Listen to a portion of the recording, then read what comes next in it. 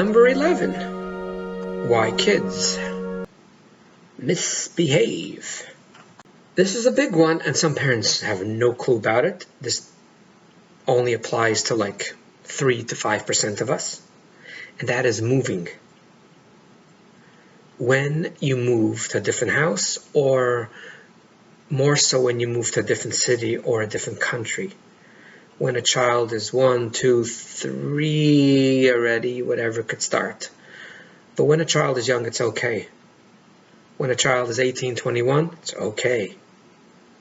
I find for business reasons or for other reasons, parents, a better job, better opportunity, or whatever it is, a divorce, and they move to another city and the child is 10 or 12, whoa, I'm telling you right now, it's a huge can of worms. I don't even know if I want to call it a can of worms. I might call it a barrel of worms. The test marks go down, the behavior, it's extremely difficult for a child to move. It's difficult for adults. I help adults. What I have seen over the years dealing with this issue is I always tell adults it takes about, on an average, 3 years to settle. That doesn't mean you're going to be extremely happy. And the moment I tell that to adults, they're happy because they're there for 5 months, 6 months, and they really don't feel like that they belong there. But it takes the body a lot of times to adjust.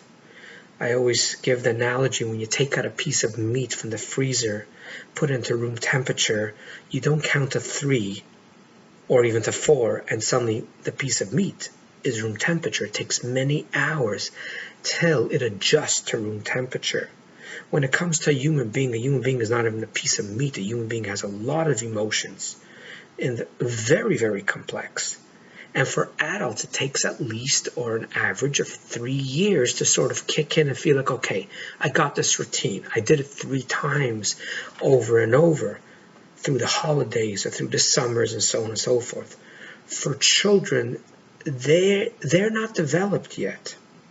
They just started building friendships.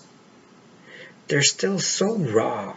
They're still so vulnerable. And they're not part of the decision making at all. And speaking to adults, this is not my theory that I have about moving, because I learned this speaking to adults in their 30s and 40s and telling me stuff that bothers them, their insecurities, and a lot came up regarding that sudden move, or not even the sudden move, that was very, very, very difficult. Today it's a little bit easier because we have Google Hangouts, FaceTime, Skype, you name it.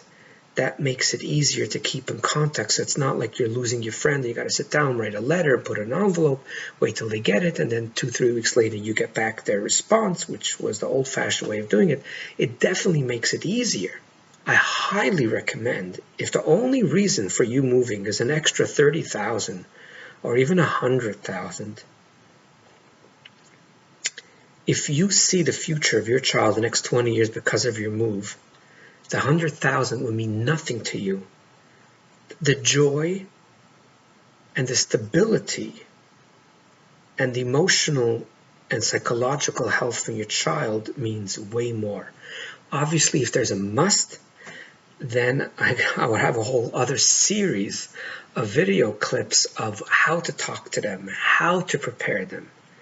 But if it's not a must and if it's not an emergency, I would definitely wait till later on in their teens that you do make this move.